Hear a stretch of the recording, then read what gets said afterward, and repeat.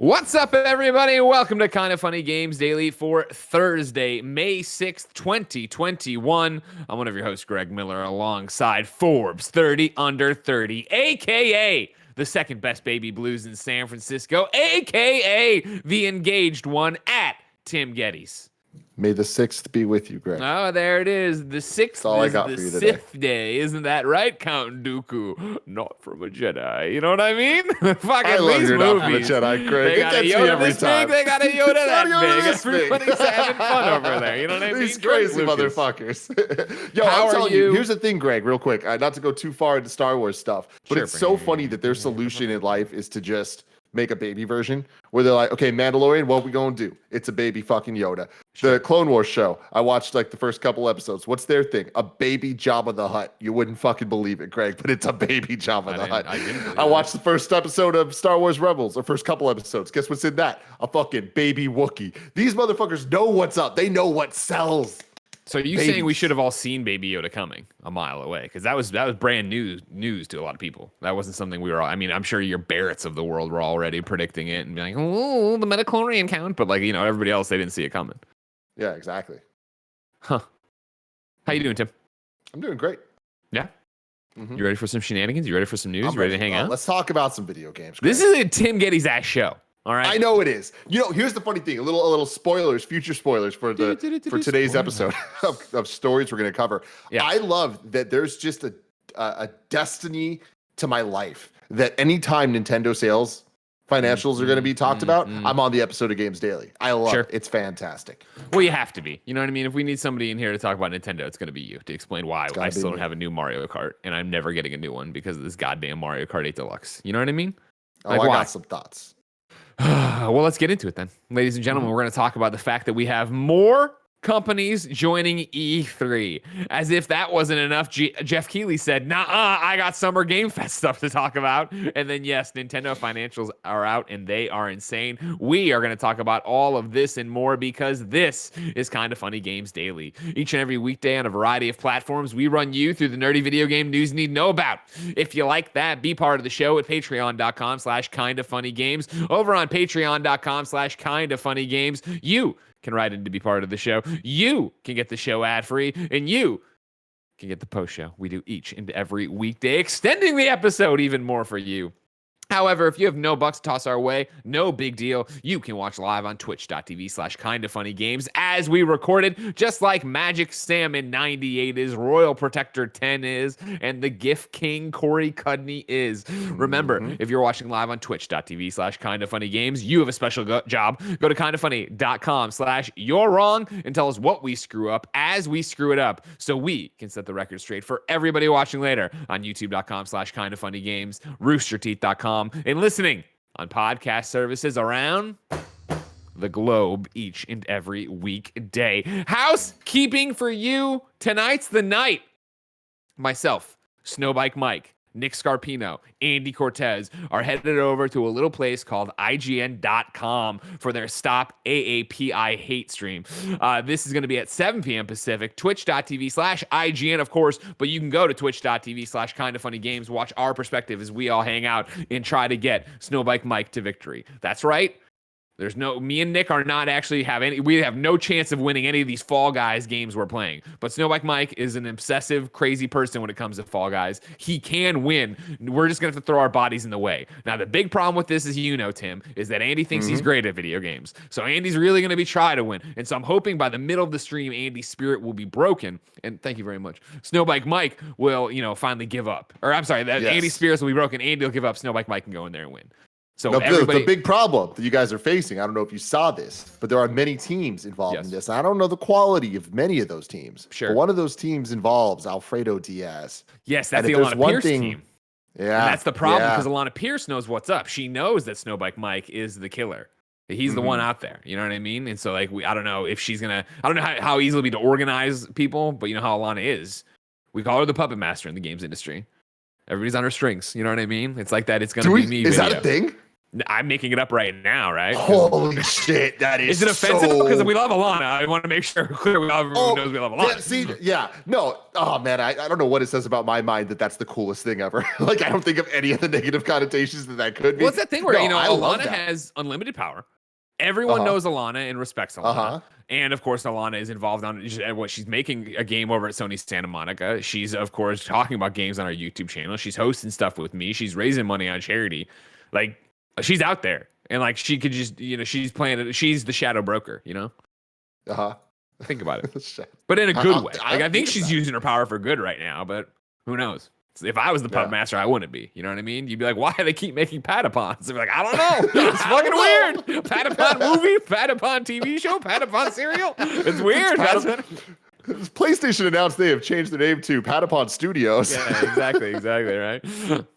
And on top of housekeeping for that, next Tuesday at 11 a.m., we're doing another one of them Razer streams. You can come here, twitch.tv/kindafunnygames. We're partnering with Razer to show off the RTX 30 series powered Blade laptops with Andy and the boys playing some more Warzone, because God knows they don't play enough of that.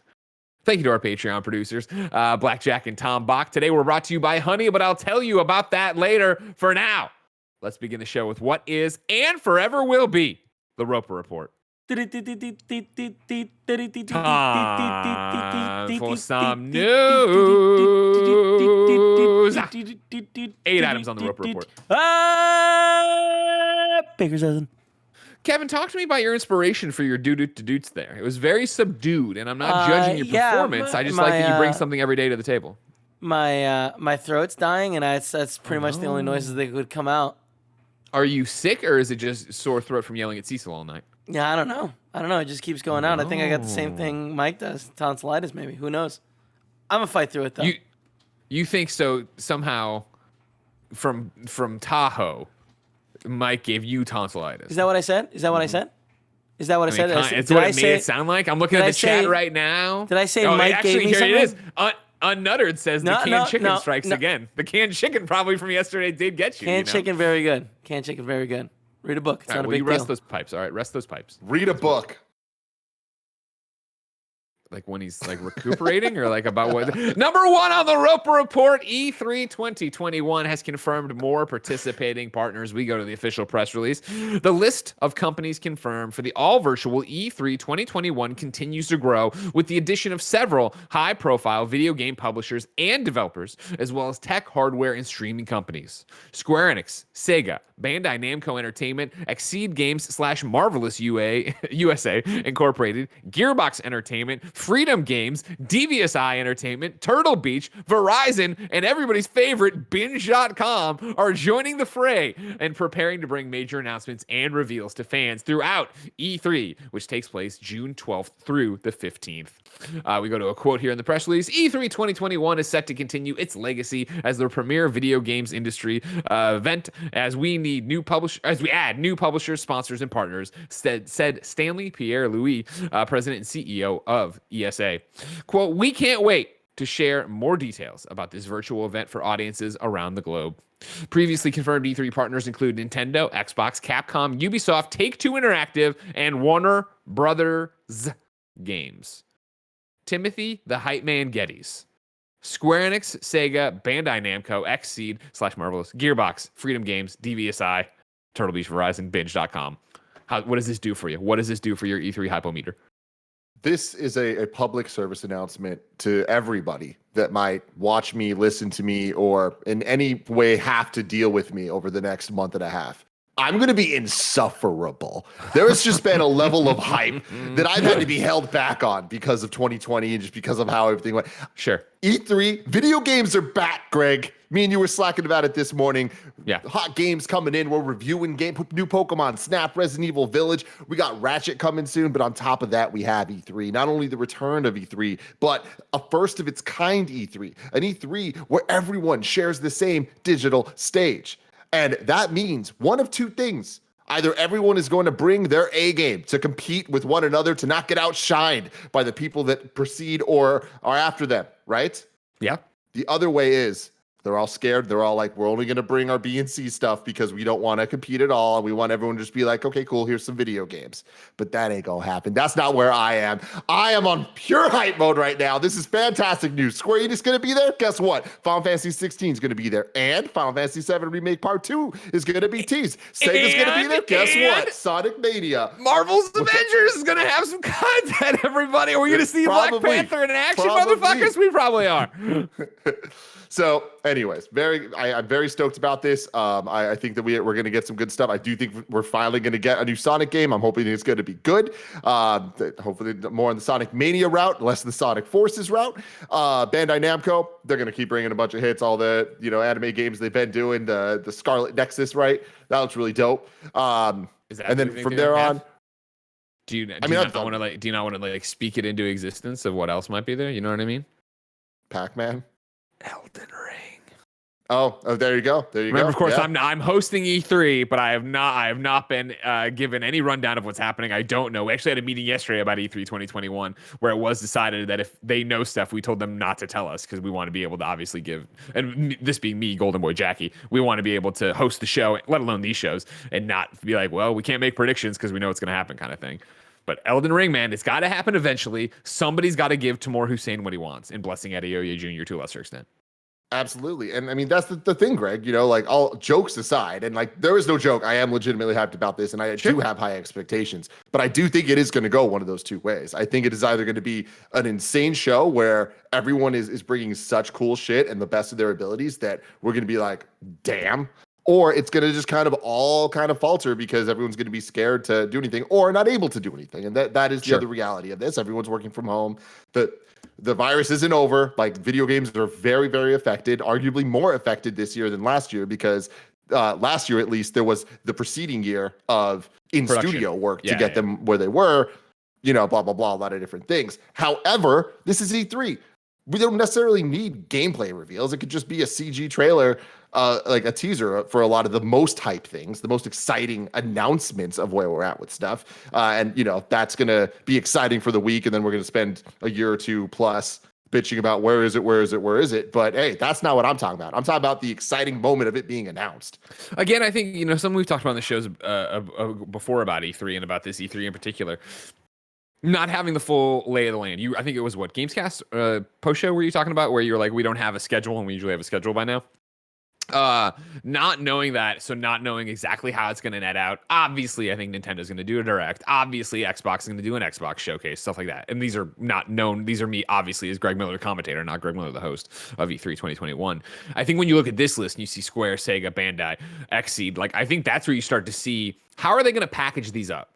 Are these going to be, I don't think you're going to get an Xseed, hey, guess what, everybody? It's Xseed's E3 showcase, and it goes on for an hour and a half. I think you're going to get that bundled with other announcements, maybe bundled with demos, maybe interviews, stuff like that, and have those announcements made at E3 that way, which I think is exciting because it doesn't make people feel like they have to make an entire presentation on their own. If the ESA/E3 is giving a place to house smaller announcements alongside, here's Xbox's gigantic showcase, here's what's ever happening with Nintendo.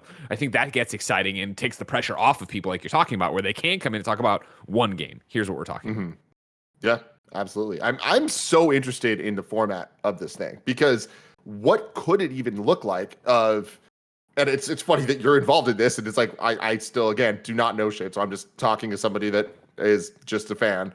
Yeah. I'm really interested in, so is there just going to be hours that E3 is happening and it's digital, and let's say from 9 a.m. to 5 p.m. or whatever, there's a live show showing demos, showing like having announcements, trailers, whatever, that you and Jackie and Golden Boy will be like tossing between and all that, but then every once in a while it's tossing to a more traditional state of play, or not state of play, but maybe press conference. Not there.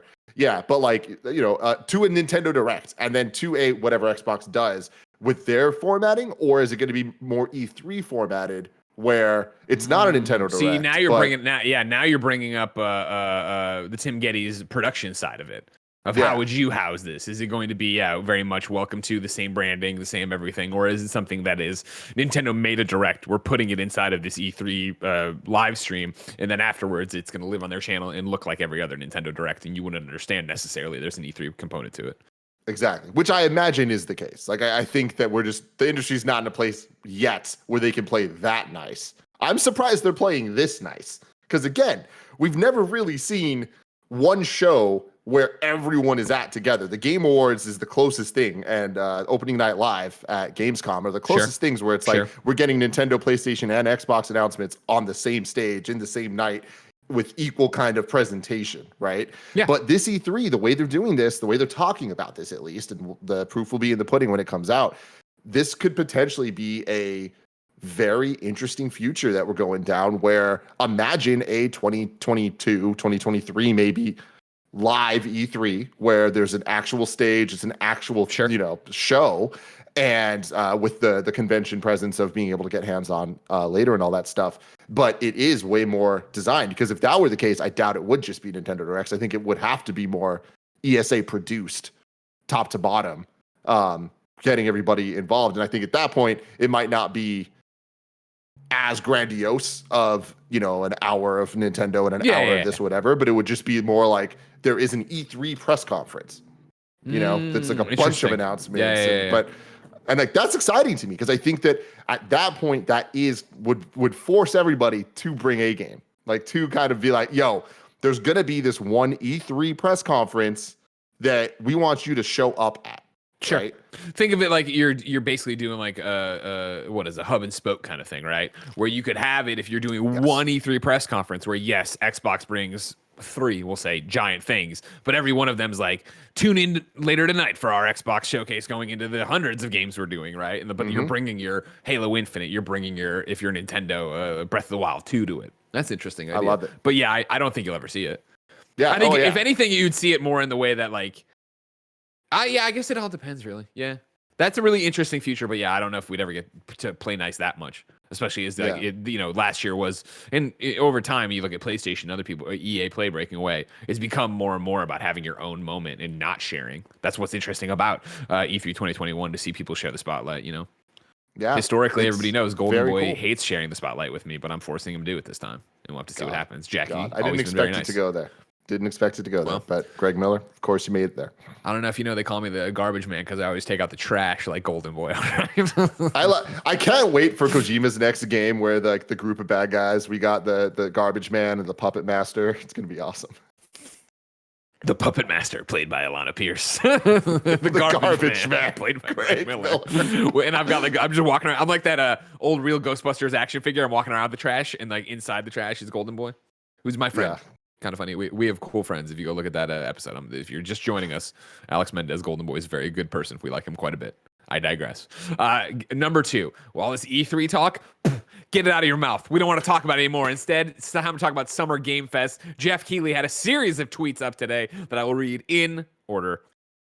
As a member of the Tribeca 2021 Games Board, I'm honored Tribeca has, for the first time, selected 8 games as official selections. Find out how to play free demos of these titles in June alongside a live stream showcase during Summer Game Fest.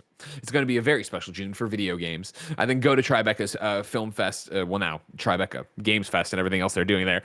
They had a press release out and they reads like this. 8 titles have been chosen to premiere at our 20th anniversary festival, where they will be in competition for the inaugural Tribeca Games Award, which celebrates an unreleased game that has the potential to elevate art and storytelling in the space. Timothy Geddes, would you like to know the 8 games that are the official selections for Tribeca?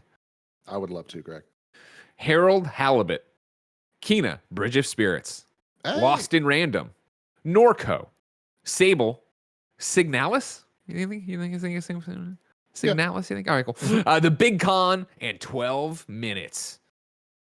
That's a list of games right there. Don't know them all yet. I'll know them obviously after this live stream, but obviously Kena, the PlayStation 5 game, everyone won't shut up about. Big Con, one that I've been looking forward to since it got announced, and because it's got that great art style. And then, of course, 12 Minutes, one that we have a Let's Play up from 2015, ladies and gentlemen, when we Lewis, right? Louis, the developer, had come through and done it after to I your saw apartment. to our apartment after a PAX. He came through, did it, and he was very nice when that game went incredibly quiet. And then when it got revealed at the Xbox showcase, he DM'd us and was like, "Hey, just so you know, like this happened because of that Let's Play, because you guys gave me the spotlight. So thank you so much." So even all that personal connection to 12 minutes gone. 12 minutes a dope ass game that I can't wait for. And who's the voice cast now? Like it went from being this small thing about like Groundhog Day of solving this thing to now being like this gigantic Xbox thing. Can't wait. Yeah. Anyways, I'm sorry. Back to Geoff Keighley, though. So that was one part of his Summer Game Fest tweets. Then it goes on like this. So thrilled that Rockstar Games will present the Songs of Red Dead Redemption 2 with Daniel Lanos. You want to say that one? Lanos? Timmy? And special, is this somebody I should know? Do you know who Daniel Lanos is? I do not, but and special guests as part of Tribeca 2021 live outdoors in New York City on June 10th. And if that wasn't enough, Geoff teased this. I can't wait to share more of the amazing things coming together for Summer Game Fest. The entire industry is uniting in a way I've never seen before to bring you news, updates, free playable content / demos, and more. Tim, just like you said, fuck yeah, let's go. Hell yeah, man. Just to answer your question earlier, James McAvoy, Daisy Ridley, and Willem Dafoe are the voices in 12 Come minutes. The fuck on. Which is you know what I mean? extremely exciting. And just like this news, extremely exciting. I do love, now, if we're talking about the real puppet master, it's Geoff Keighley. Right? Oh, yeah, 100%. Yeah.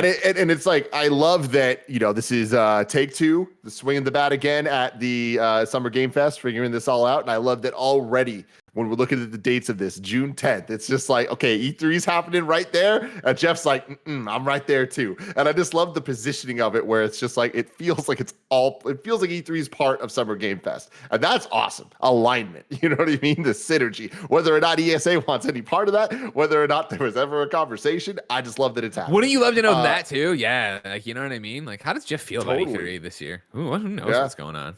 Does he hate me? I mean, probably not, but maybe. I doubt it. I very highly doubt it. I mean, I've given him plenty of reasons to hate me outside of just this. Don't worry about that.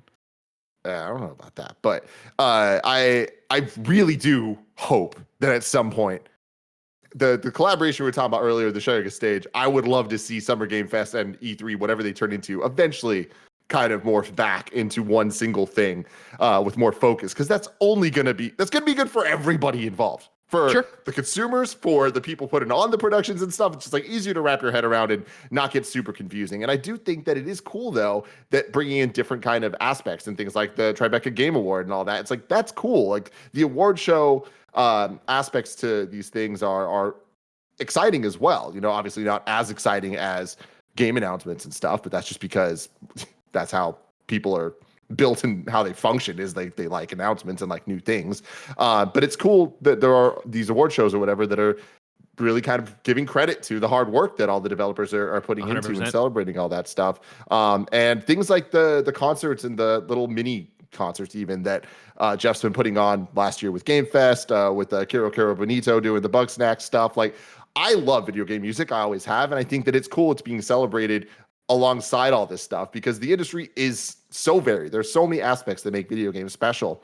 And I like that it's not just game announcements. It's not just game awards. It can be so many different things as part of this celebration of video games that is going to turn into an annualized thing of Summer Game Fest, whatever that looks like, right? Yeah. But is this year going to be extra lame on the Summer Game Fest side compared to E3? I don't know, but Summer Game Fest is the thing that houses all that information, right? Like, the way Geoff has set up Summer Game Fest is more of a tracking calendar that is broad for everything. He'll have, I'm sure, his own exclusive announcements and things like that. But then E3 doesn't, I think, E3 being an official thing from the ESA doesn't disqualify Geoff or Summer Game Fest for doing content around it and doing their own reaction stream or something like that. Will they do that? I don't know. And that's where it gets interesting, right? I saw somebody in the chat go by like, doesn't Geoff hate E3? And hate obviously is a broad brush that we're talking way outside of it. But yes, last year, if you remember, in the run up to E3, before COVID canceled E3, Geoff was like, hey, I'm not going to work on E3 this year after seeing what they're doing or what they're up to. Like, it's just not something I forget. And like something like in good faith be a part of or whatever. But what's interesting, of course, is that then everything happened with COVID. E3 didn't happen. E3 as a digital event really didn't happen. And then there's been so much turnover at the ESA. Like, while it was great for the yucks and the funds, when I got to announce, when they announced me as host of E3, everybody's like, wait, didn't E3 ban Greg? And it's like, yeah, E3 did ban me for a day or whatever. And then, but the people who made that decision, and the people who worked to reverse it with me are gone from the ESA. Like, the ESA's had a tremendous amount of turnover, and obviously the people putting on this show are far different than the people who would have even been putting on E3 2020. So I do wonder right now how hard the current group that's planning E3 went to at Geoff Keighley to try to be a part of it, and I do wonder what Geoff's thought is. But it's one of those things of Geoff's got his own thing now, his own brand. Yeah. And I think Summer Game Fest, and then working in conjunction with Gamescom, working in conjunction with the Game Awards, like, Geoff's got his own fucking thing going on right now. And so I don't know if it would even make sense to him to go be a part of E3 in that way, unless E3 was ready to give him control, which I'm sure they weren't, because they obviously are doing their own thing. So it's a really interesting thing. But like, more important to what we're talking about right now, this news story, and what you're talking about too, Tim, of the mini concerts and getting games out there in a different light. There's no better ambassador, I think, of games to be working with Tribeca, to be highlighting and bringing up 8 great games and showing to the people who are going to Tribeca and paying attention to movies, hey, also, this is what the kind of crazy shit games can do. And I think 12 Minutes, of course, a game we're all excited about as gamers, but then, Daisy Ridley, Will McAvoy. No, that's not right. What did you say? Will McAvoy, of course, from the hit show Newsroom, which I encourage you all to go watch on HBO Max. James McAvoy, Willem Dafoe, there it was. Like, having all of them in there as getting headlines at Tribeca to get to talk about games, show what that game is, show that it's not like what if you're a movie person, you haven't played games in years, it's not you killing a hooker and it's not you being Mario, that this is the kind of experience, let alone Kena that looks like a Pixar movie. Like, I love the fact that Geoff's out there carrying that torch and bringing games to people in a different way, bringing the songs of Red Dead Redemption to an outdoor concert in New York City that you're walking by, you're like, oh, that's great. You come in, wait, this is from a video game? Like, this is this amazing score. Like, that's awesome.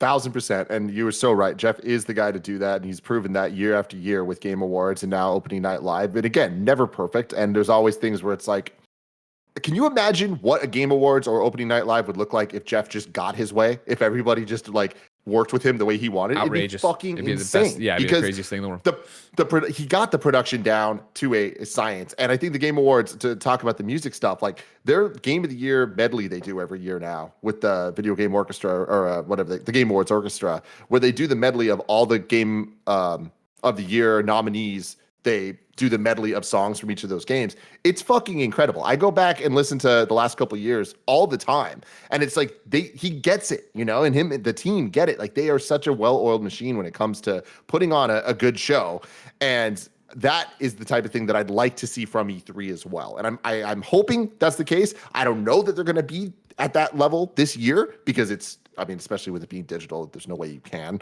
have that level of like presentation. But I like that video games are leveling up in terms of presentation, in terms of all this stuff. And it's across the board. Like everything you just said about the Tribeca stuff, like that is so true of just getting it more mainstream and presenting games in the right way. And on top of that, it's more just like looking at everybody, where it's PlayStation with State of Play, Nintendo with its Directs, Ubisoft with its Forwards, et cetera, everybody having these things. Like, they're kind of owning their own voice. And again, it's not perfect and it's far from it in some cases, but it is way better than things were a couple of years ago. It's way better than it's ever been. And I think it's going to continue to be that way. Agreed. Speaking of things continuing to be that way, number 3 on the Roper Report, Switch continues to sell gangbusters, Timothy. We're going to IGN.com where Matt Purslow has the story.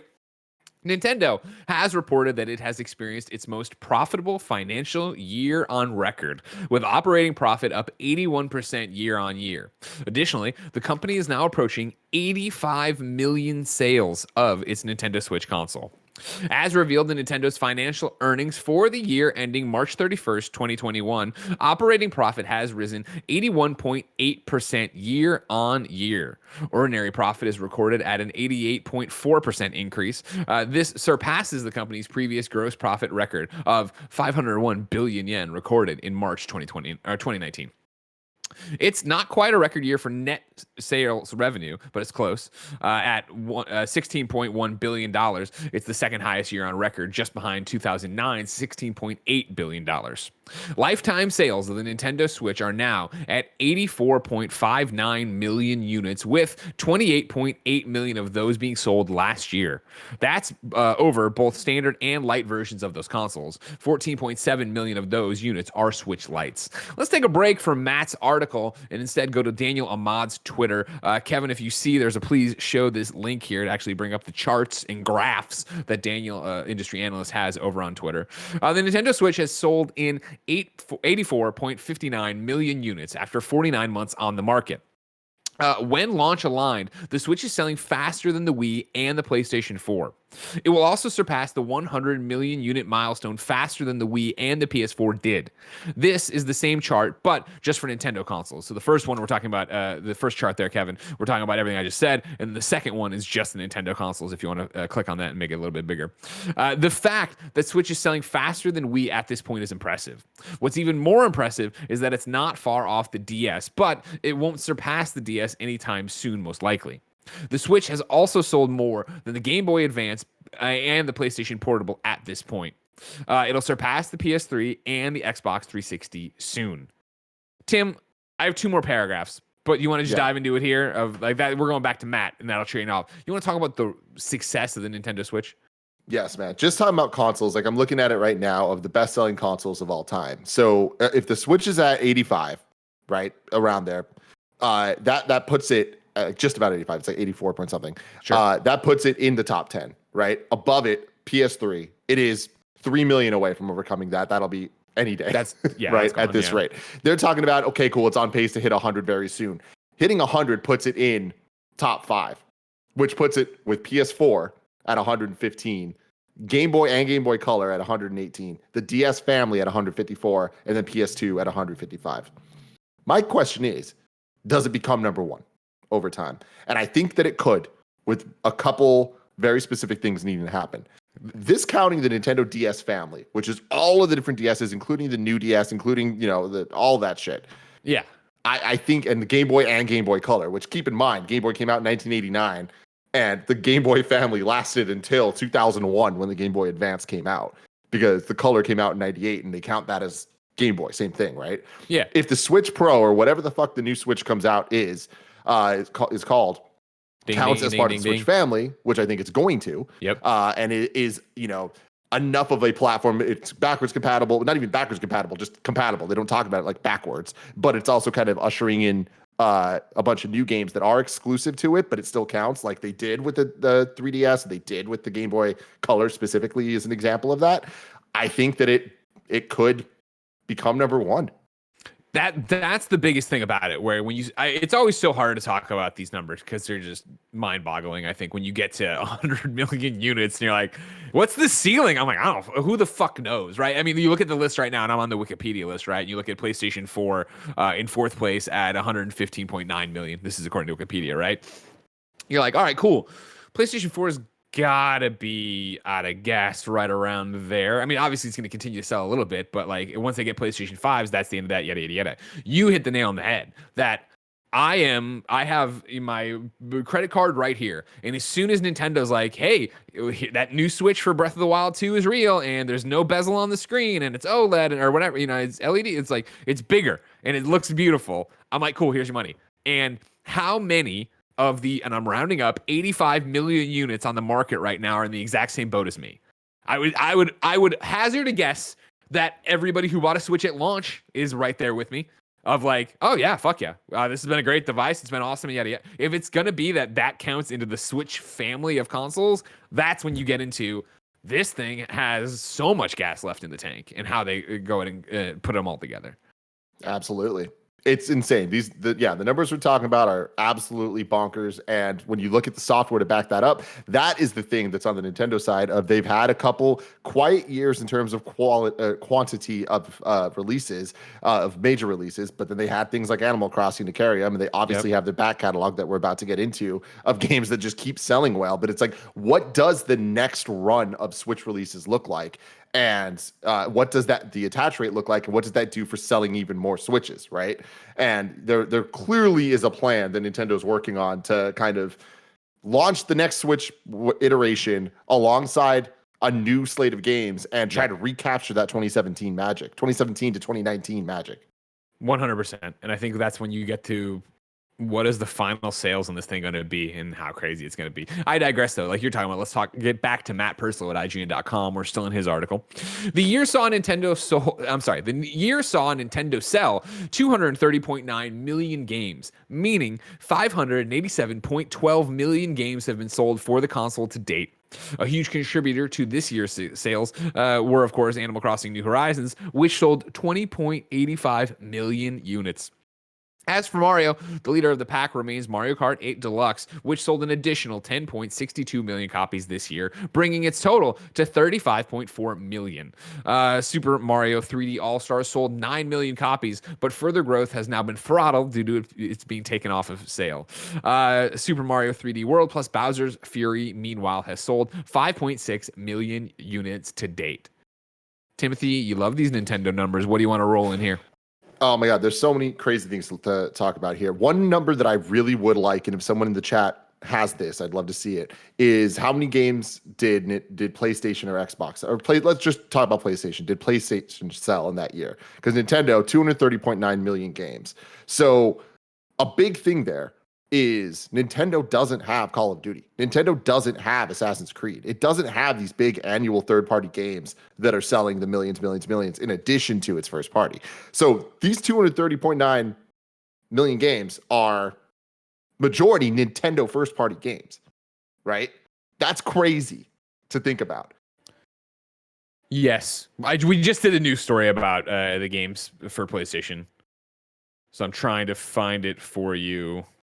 It's one of those, I think I was on. The problem is now, Tim, it used to be easy. I'm on every show. What show do we talk about it on? Now I said I also listen to the shows all the time. You know what I mean? Where's this thing going to be? Was it on? Was it? I want to say it was a Blessing one, maybe that hosted. Maybe it was me talking to Gary. Somebody, you audience, you listen to everything we do.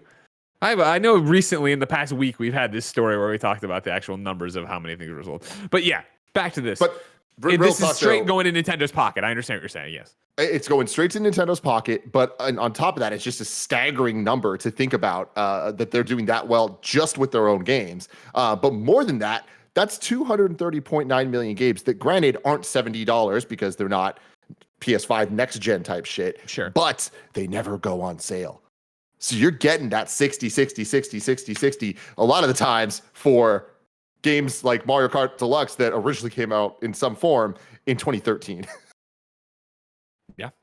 I mean, and that's my thing is like, Tim, here's what I'll do. Dormammu, I've come to bargain.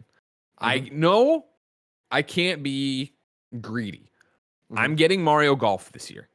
Yes. Will I get a good Mario Golf or a great Mario Golf? We're not sure yet, but I'm getting a Mario Golf this year, and I'm excited for that. Hey, hi. My question... Real quick. You guys want to know how you doing? PS5 game sales numbers and PS4 combined? Yeah.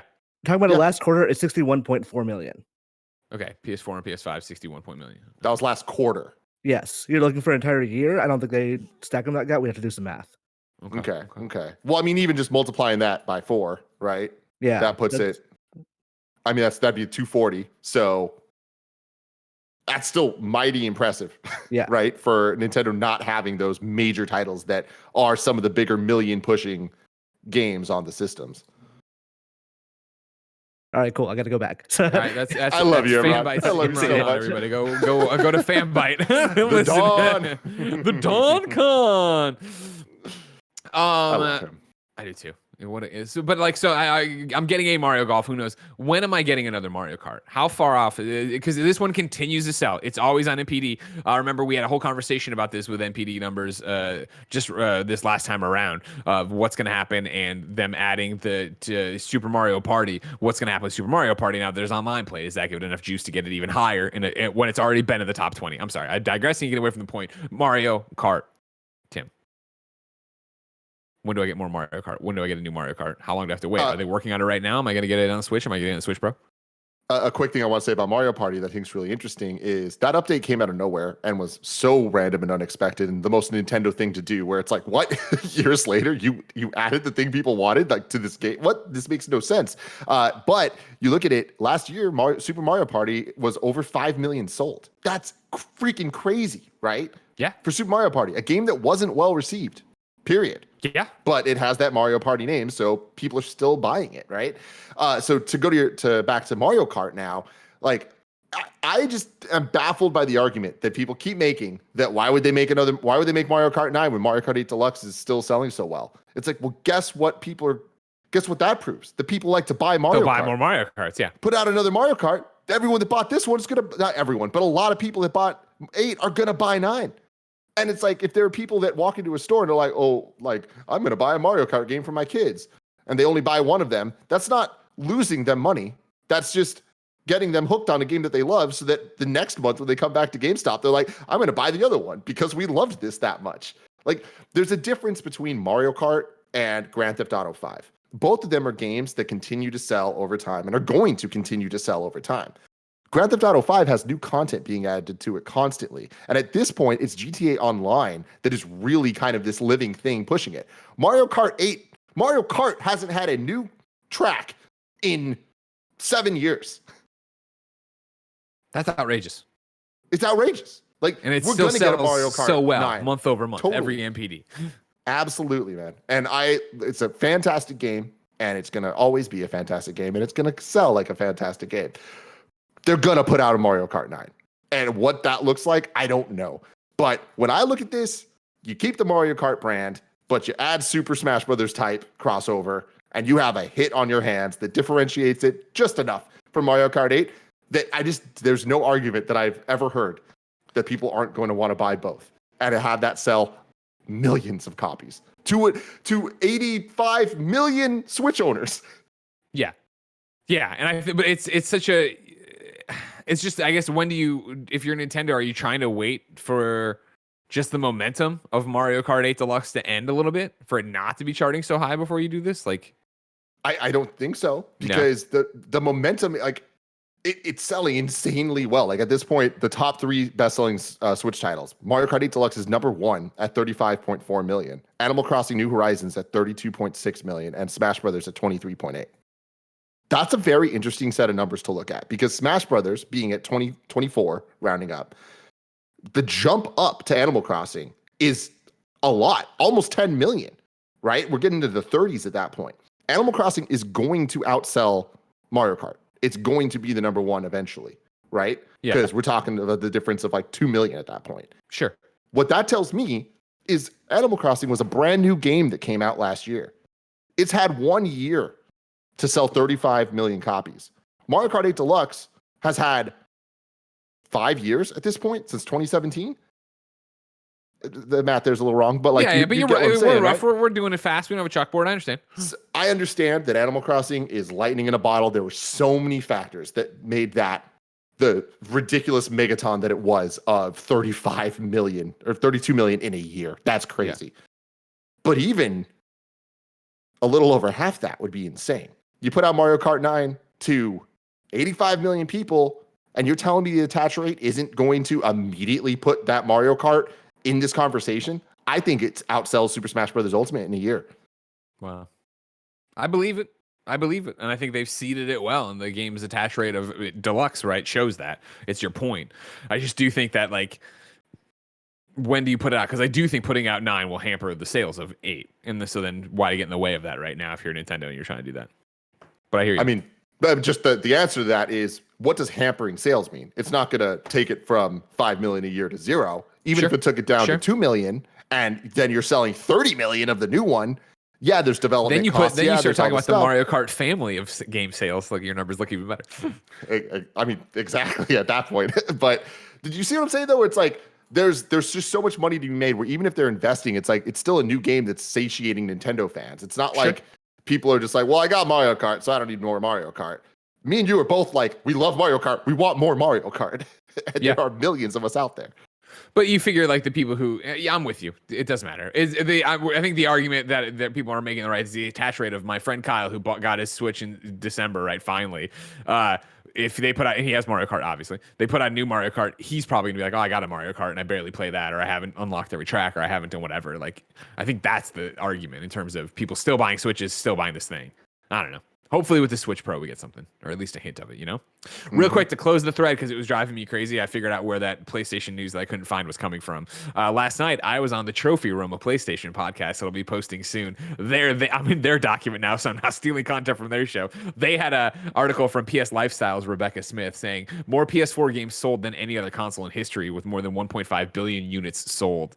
They're talking about going through this fiscal year, yada yada. There have now been 1.577 billion PS4 games sold over its lifetime, beating the previous record set by the PS2. Throughout the 2020 fiscal year, nearly 339 million games were sold between the PlayStation 4 and the PlayStation 5, an increase of 22% from the year prior that smashed Sony's previous record during its fiscal year 2018. So that's it. Close the thread, put it out there. Or that's what, if you PS4 and PS5, 339 million sold in fiscal year 2020. I was losing my mind trying to figure out where the hell I had talked about that. Found it. Thank you very much. Listen to the Trophy Room coming up soon. One more oh man, 46. Let's get this other piece of Nintendo news out of there. We talked a long time about that, I think. Number 4 on the Roper Report, Nintendo's making its own dreams. Kevin, if you can run the trailer I've linked here, we're going to read from Kat Bailey over at IGN that describes the trailer in case you can't see it. Nintendo has announced Game Builder Garage, a new game that will let you, quote, learn to make games from the minds at Nintendo, end quote. Its guided lessons and cute characters are designed to help you create a multitude of gaming experiences. On the face of it, the game looks a lot like Dreams, which was released on PlayStation 4 in early 2020. It also seems to be in the spirit of Labo, which encouraged kids to craft unique items using cardboard. Game Builder Garage is designed to teach visual game programming by connecting creatures called Nodon. There are dozens of Nodon in the Game Builder Garage, each with its own unique function.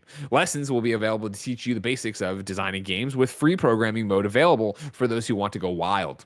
The experiences touted in the trailer include platformers, shoot 'em ups, and something called Tuna Cube Factory 2.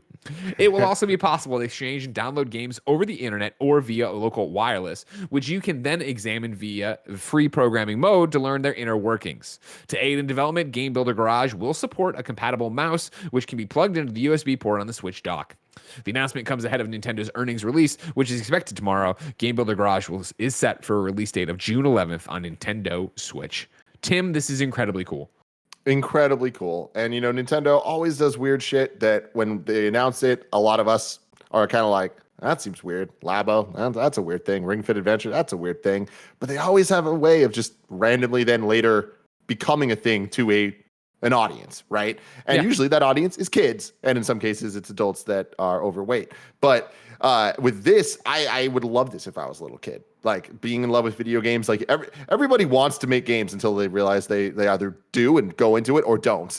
Or they realize how hard it is. Yeah. Yeah, exactly. But I remember reading EGM and seeing all the like, you can go to this summer camp and like learn how to make games and stuff. And I was like, there's nothing I want more in the world than that. And the fact that there are multiple things out there like Dreams, like Little Big Planet, even Mario Maker and this, it's like, it's so awesome that video games have expanded to the point that they can use their own medium to teach people while still being fun. And I think that like just watching that trailer right there, it's like, it has that Nintendo magic of it's cute enough and simple enough to wrap your head around just at a glance, that hidden beneath that, there's the depth of being able to make some really cool creative stuff. I think this makes a lot of sense for them. I think that it makes sense that it's like taken out of the Labo branding, because it like kind of is just its own thing, that they're just like, hey, it's clearly inspired by or clearly like was a part of that. But yeah, I think that this is great. Bander SN writes into patreon.com/kindafunnygames, just like you can, and ask the $1 million question. Timothy Getty's Nintendo fanboy number 1. Do you think Game Builder Garage will come out and actually find a community making cool games for it? Yeah, that's the bigger question. And when it comes to these games, the shitty reality is they need to be free. And, you know, if they're free, then there's not really much incentive for the publishers, developers to really promote them in that way, unless there's some way for them to make money off of it, right? Sure. And Nintendo just doesn't have that ecosystem, and it doesn't really have a way to do that. But that's why, like, when it comes to Dreams, like, there's obviously a community there, but it's crazy to me that Dreams still cost money. Like, because PlayStation has things like PS Plus. How Dreams isn't just free with PS Plus, I just don't understand. Why isn't it pre-installed on every PlayStation 5? You know what I mean? Totally. Yeah. So it's like, that's the type of thing where I'm like, But I think that it'll have an audience, and what the level of depth is, I think, is what's going to determine if there's an how audience much that people sticks get around. into this. Yeah, 100%. What you can actually do with the tools, I think, will be a big part of it, and seeing it, and price and everything else in terms of shakedown, and if you're getting into it, what you're building for it, but. We'll have to wait and see on that. I hope it does, because I think it's really cool. But even if it doesn't find a huge, vibrant audience and become a raging success, it will have a core community of people who are super into it and are building it. And more importantly, it'll give, like you're talking about, Tim, either kids or people who just want to tinker an avenue to see what that actually looks like and see if they want to take it to that next level and do something else with it. So that's totally. Cool. And I actually think that when it comes to Game Builder Garage as opposed to Dreams, it is for a different audience, clearly. Like, this is kind of targeting the younger kids that want to get into this. So it's like, I don't know that this game's going to necessarily find a huge community of adults that are like making games in Game Builder Garage. There will be some. There's definitely going to be some standouts and some cool moments, but I think it is more. You're going to find people who are like breaking it, right, and doing something insane with it. Exactly. But I don't think that is the intended goal of this product. I think this is more kind of sparking interest in the youth to create games and to want to go down that path. For now, ladies and gentlemen, let's go down the path of patreon.com/kindoffunnygames. Remember, you can go to patreon.com/kindoffunnygames to be part of the show, just like Bander SN was. Of course, you can go to patreon.com/kindoffunnygames to get the show with the exclusive post show we do each and every episode. And of course, you can go to patreon.com/kindoffunnygames to get the show ad-free, which you didn't do. So let me tell you about our sponsor. It's Honey. We all shop online, and we've all seen the promo code field taunt us at checkout. But thanks to Honey, manually searching for coupon codes is a thing of the past. Honey is the free shopping tool that scours the internet for promo codes and applies the best one it finds to your cart. Honey supports over 30,000 stores online. They range from sites that have tech and gaming products to popular fashion brands and even food delivery. Imagine you're shopping on one of your favorite sites. When you check out, the Honey button drops down, and all you have to do is click apply coupons. Wait a few seconds as Honey searches for coupons. It can find you on that site. If Honey finds a working coupon code, you watch your prices drop. Of course, Tim and I use Honey all the time. I talk about this ad because it being one of my favorites, because it's so easy, because right there, I'm tapping my browser. I see the little Honey H. It's a lowercase h. It's on. It's turned on. When I go to any site, it goes in there. It finds me the promo code. It saves me. And if I'm logged in, which I always am, it accrues me my Honey coins that I can then spend on gift cards and other places and other things. So it's great. Love Honey. Click the Honey button. You're missing free money for free because there's nothing going on for it. It's literally free and installs in a few seconds. And by using it, you'll be doing yourself a solid and supporting this podcast. We'd never recommend something we don't use. That's why Tim and I both use it. Get Honey for free at joinhoney.com/games. That's joinhoney.com/games. Back to the show, and maybe even in a lightning round.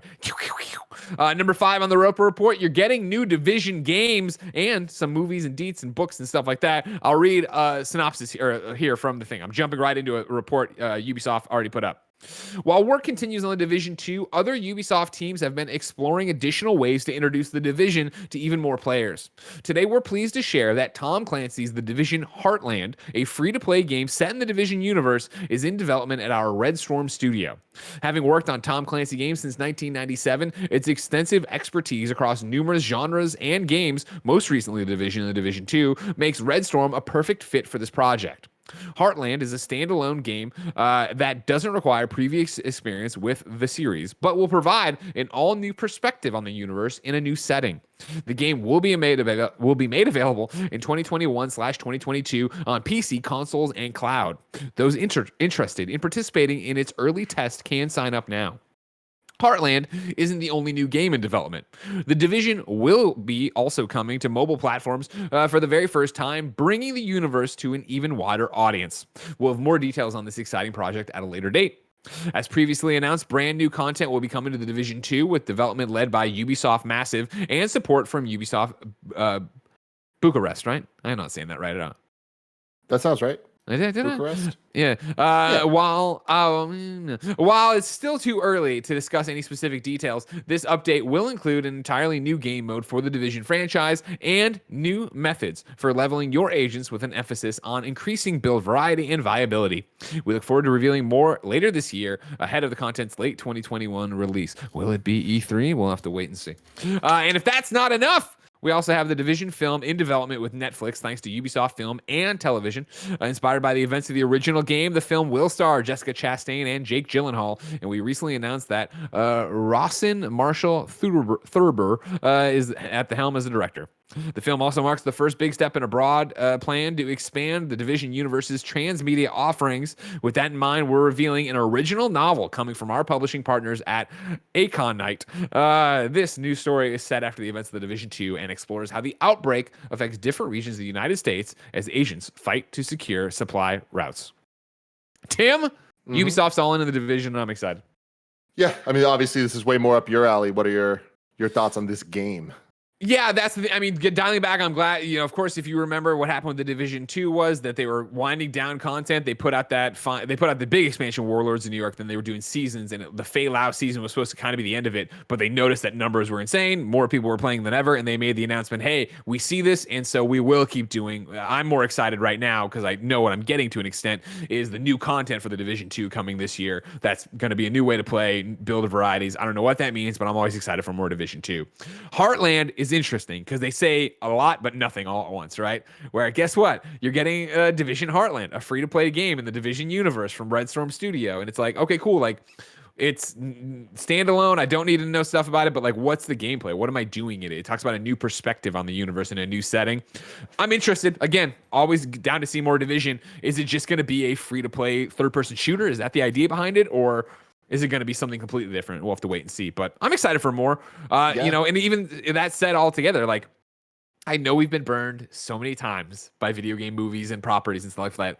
I think the Division pairs really well to becoming a fictional TV show and or movie or whatever, because guess what? There's a global pandemic and all these people got activated to try to stop it, and they're trying to bring back the government. Like it's not the same way, like, man, they have to nail Lara Croft for this Tomb Raider movie to work. This is like, it can be Jake Gyllenhaal, it can be Jessica Chastain, and they got an orange watch and they're out there doing shit. All right, cool. Let's see what it's all about. Yeah, totally. And I think also bringing in things like stream platforms like this, they're talking about Netflix, like that's good. There's a different level of expectation going in, especially just because people aren't paying a ticket to watch that movie necessarily. They're just like, oh, here's another thing that I'm already paying for if you have Netflix, right? So I think that's cool, and there's a chance that it's good. I don't think it will be, but like there is a chance, and cool, great. The thing I want to bring so up, low. yeah, Kev. I mean, the bar's getting higher. Yeah, no, that's true. With things like Mortal Kombat and Sonic the Hedgehog and Detective Pikachu, it's like you can have your thoughts on those games, and maybe like I know they're divisive to mega fans or just to anybody, honestly. But at the end of the day, we're in a different echelon of video game movies than we were 10 years ago. But Kev, can you bring up the link that I posted at the top of Story 5? Sure. So the thing that I find most interesting about this is the way that they're branding this game. So this image that they posted here, the Division Heartland, a Ubisoft original is what they're calling it. And I'm wondering, is this a hint at what's to come for Ubisoft? Like, is Ubisoft are they trying to PlayStation Studios this, where are we going to see Assassin's Creed, whatever the next one is, a Ubisoft original, Rayman, a Ubisoft original, like, going forward with all the Ubisoft games? Because for years we've talked about Ubisoft games as a thing, but are they kind of taking that on and just going to own it? I think that's actually really interesting, and I think it puts Ubisoft in a unique position that continues to kind of make them stand out as way more than just a third-party publisher, right? Sure. Like especially when you look at Activision at this point, and like, I have many bones to pick with Activision's decisions in the last couple months, but what does Activision do now that's not Call of Duty? They're just Call of Duty, and then there's the Blizzard side where it's like, cool, they're Call of Duty, Overwatch, and then, the different versions of a craft game or a Diablo or this or that. Activision itself, though, what are they going to be? Whereas Ubisoft have countless titles, and if they brand those in a way that they're Ubisoft originals, I think that's pretty cool. Yeah, I think owning the fact that you're different and owning the fact that you're making these in-house and making that, again, in the same way we're talking about PlayStation Studios, right? Making that branding matter is what it's all about. And if you're driving home when people turn on the next Assassin's Creed, the next Division, the next Splinter Cell one day, and it says a Ubisoft original, that works, right? That does drive it beyond, oh, these people are publishing it, so these people are making it, and that means something. And it's a symbol of quality, which of course Nintendo knew from way back in the day. Yeah, but the Nintendo thing is they gave that to every game. Oh, I know. Right? I'm not, but I'm saying like, it would make it mean something, but I'm saying. Totally. And I think that's exciting. I think it's really exciting if they really made it mean something and it wasn't just any Ubisoft game was the Ubisoft original, but they're like, that means something. Like it does mean what we all think when we say Ubisoft game, for better or worse, but hopefully that gets better over the years. For me, it's better. You know what I mean? Kevin and me love a good Ubisoft game, don't we, Kev? Yes, it's true. I'm worried about your voice, Kev. I'm worried about it. Drink some tea, okay? Nah, I'll be fine. Oh, God, here we go. Number 6. We're obviously running along on the tooth here. Let me give you 3 PlayStation stories. We'll go through them. These were headlines we're going to talk a little bit about, but I can boil them down for you. Number 6, there's a PlayStation Store lawsuit that's been filed. This is Robin Burnson over at Bloomberg. In a proposed class action suit, the gamers said Sony stopped allowing third-party retailers, including Amazon.com, Best Buy, and Walmart to sell download codes for PlayStation games 2 years ago. As a result, Sony's PlayStation Store became the only source for digital PlayStation games, the consumers say. So they're out there trying to get a monopoly they're in a class action suit saying that PlayStation's a monopoly. It's very interesting, obviously, as the Apple Epic thing goes on to see this one filed. We'll pay attention to it and see if anything comes of it, but we'll have to wait and see. Then number 7, don't get excited because it sounds exciting and it gets boring. Number 7, PS5 redesign. There's a PS5 redesign reportedly in the works, but it's just for the internals. This is Alex Newhouse at GameSpot reporting on another report from Japan, or actually Taiwan. The PlayStation 5 may be getting a new design in 2022, but it'll likely be limited to its internal architecture due to the global semiconductor shortage. The PS5 CPU might get swapped to help scale up production. Again, there's more. There's only one place reporting on it. It's a rumor. PlayStation did in a financial call make an offhand comment that they might look into something like this. It's not, the redesign, you get excited what would it look like? Oh, it's just internals, which isn't as exciting. But then it kind of gets exciting because how many of you don't have a PlayStation 5 that would love to have a PlayStation 5? Yeah, so that's the thing. That is very exciting news. Getting more of these in the wild is of the utmost priority for everybody. And 2022 doesn't sound great. That's the only kind of downside about that, where, damn, they're going to start upping it next year. Yeah, but better than nothing. And then final, number 8, it's a question, I guess, for Tim and Kevin. There's a link here for you to show. Should we get excited for Game Boost? I go to Push Square, who I did not write down the author, and I apologize. Sony's released a new miniature PlayStation 5 teaser trailer dedicated to the console's Game Boost feature, which is a marketing buzzword for the way in which backwards compatibility enhances select PlayStation 4 games. Obviously, we've seen this with the likes of Days Gone and Ghost of Tsushima, transformed with post-release patches, and it's cool. It's just overshadowed by Microsoft's superior efforts. This trailer then has captured a lot of attention online. Many have pointed out the inclusion of Shadow of the Colossus in the footage, which is a release that hasn't specifically been patched to run better on PlayStation 5 yet. Although, like all games, it uses the next-gen console's hardware to smooth out any issues that were present on the PS4 Pro. There's also a Game Boost logo at the very end of the trailer, which has never been seen before. They say this is what it looks like. Bam, there it is if you're watching. If you're not watching, it looks like a dick. It looks like a fucking dick. We must admit, this branding is curious, so perhaps Sony has a plan to make a bigger push around it moving forwards. As for the trailer itself, though, and then they go on to talk a little bit about it, they have a Game Boost logo, Tim. Are you excited for more games getting Game Boost? Extremely excited for more games getting Game Boost. That logo, dick aside, is bizarre. Doesn't feel Sony-like. Doesn't feel PlayStation at all. I'm surprised PlayStation's not in it somewhere. PlayStation needs to step it up with this stuff. Xbox is killing it. At the end of the day, though, PlayStation has the games, and these are the games that I'd want the boost for the most, right? So it's unfortunate. There's a lot of issues, and I think that we're seeing it more and more with the Mass Effect putting out their chart yesterday, right, of how it's going to play and all the different variations of consoles. And it's just it's unfortunate that the Xbox is just trouncing the PlayStation when it comes to options, when it comes to tech. And we're at a place now that 1440p matters to more people than ever. And is just because it doesn't matter to you doesn't mean it doesn't matter to a lot of people out there, especially when we're talking about things that should just kind of be standardized when your competition is doing it and just destroying you in every way when it comes to that type of FPS boost and all that shit. Tim, I'm excited to see if more games get the PS and Penis Game Boost, but the Penis Game Boost is so far away. If I wanted more, something happening quicker, where go me? Oh, God. The official list of upcoming software across each and every platform is listed by the Kind of Funny Games Daily Show host each and every weekday.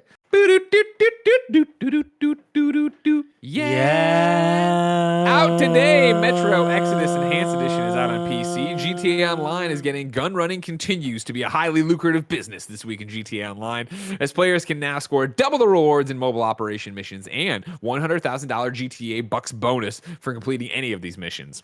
Arma 3 creator DLC SOG Prairie Fire launches today on Steam. And I didn't do that, man. I'm off my rocker today. You know what I mean? Hold on, I didn't actually throw open. That was all from my inbox. I forgot to go to the good old Kotaku to see what was up on the actual game list today. It's Thursday. It's also coming out today. Raiden 4 Cross Mikado is on Switch. Skate City is on PS4, Xbox One, Switch, and PC. Non-Guns Doppelganger Edition is on Switch. Farm Manager 2021 is on PC. Cyber Hive is on Switch. Beach Bounce Remastered is on Switch. Techno Tanks is on Switch. Poker Pretty Girls Battle Fantasy World Edition is on Switch. And My Little Fast Food Booth is on Switch. New dates for you. Demon Skin is coming out on September 30th on PS4, Xbox One, and Nintendo Switch. Super Animal Royale is launching on early access on Xbox Game Preview on Game Pass, and Game Pass, I should say, sorry, June 1st. Game Pass subscribers will have free access to the Founders Edition on day one. It's also coming to other consoles later in the thing. Crash Bandicoot On the Run Season 2 running out of time, launches May 6th. Imagine Earth has a Steam release date. It's going to be on Steam May 25th. The Amazing American Circus will hit PC and consoles on August 12th this year. And then Going Medieval is coming to early access June 1st on Epic Game Store, Steam, and GOG.com. Deals of the day for you. We have some free play days for you. Peaky Blinders, Mastermind, and Hunting Simulator 2 are available for Xbox Live Gold and Xbox Game Pass Ultimate members right now until Sunday, May 9th. Well, I guess Monday at midnight would be the way to do that, right? Is that how that works? It's always confusing. Sunday, May 9th till 11:59 p.m. All right, I get it. Midnight. But if I said midnight Sunday, do you think midnight, Saturday? It's confusing. That's all of it. That was the show. We did it. We got there. We landed the plane. Okay, good. Yeah. Ladies and gentlemen, this has been Kind of Funny Games Daily. Nobody wanted to squat up, apparently. Let's see what we got wrong. Remember, if you're watching live on twitch.tv/kindoffunnygames, you can go to kindoffunny.com/you're wrong. Tell us what we screw up as we screw it up. That Gree writes in and says Kina is pronounced Kana, and then sources the developer's Twitter. Now, here's the problem, of course. First off, train way out of the fucking station on that one. Sorry, you're not allowed to take it back when we've been calling it Kina forever. Also, posted on April 1st. Was this the developer being funny? Was it a real thing? I refuse to believe it. And if the developers want to go ahead and repost on a different day, I'll believe them and I will do it. That's not wrong. Nanobiologist points out the Trophy Room podcast is in fact live. You can go listen to me talk to the Trophy Room folks if you want to hear another PlayStation podcast with Greg Miller on it. It's out right now. And then Nano also says we missed a new date. World of Warcraft Burning Crusade Classic opens the dark portal to the Outlands on June 1st. I know you're all about that, everybody. There you go. Real quick, I want to say you can go to kindoffunny.com/store. A suite of Kind of Funny Pride shirts are up now, and they're very, very cool. Yeah, we got the 2021 edition of the Pride shirt, new design Andy made. And on top of that, there is also a bi shirt and a trans shirt. Oh, these are dope. So, yeah, cool stuff. You can I'm going to check have to order that out. my own because I know Joey probably has them hoarded in her fucking room. She won't bring them over here for 4 months. I know how she works. And a portion of the proceeds will be donated to Out Youth. So that's pretty cool stuff. You're like, this really sweet thing we're doing, this awesome thing is important. I just turned it into a way to attack Joey for it. Kindoffunny.com/store. That shirt looks awesome. Good job, Andy, right? Andy? Good job, Andy.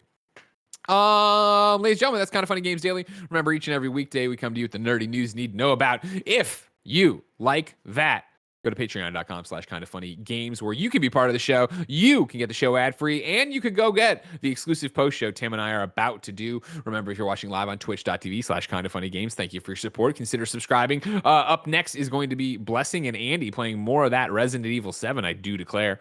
What then? That's all. If you missed that stream, you can catch it at youtube.com/kindoffunnyplays, our brand new Let's Play channel where all of our streams go up after they're done. And if that wasn't enough homework for you, tomorrow, Jason Schreier joins me for Kind of Funny Games Daily. So get your questions in for him and, of course, his new book, Press Reset, and, of course, the news of the day when all that starts happening. Tim, are you excited for a post show? I'm very excited. I'm also excited that these shirts, there's so many options. You can get them in multiple colors. That's cool shit. I like that. I'm very excited for this. Choice. Ladies and gentlemen, until next time, we got a post show to do. So it's been our pleasure to serve you.